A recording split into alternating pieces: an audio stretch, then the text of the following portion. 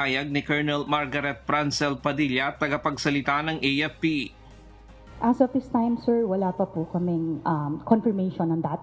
But I said, any po na statements that are given, we look into that. We have specialized units to verify this. Tiniyak ng AFP na nakahanda silang protektahan ng pangalawang Pangulo. Sir, as I said, it is country and not color.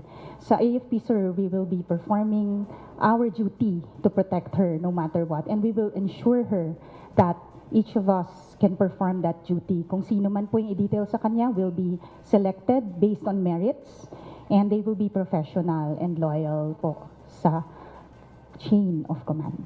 Sa ng Kongreso noong nakaraang buwan, sinasabing sina Colonel Nolasco at Colonel Chica ang nag-disburse ng malaking pondo mula sa confidential fund ng Office of the Vice President at Department of Education.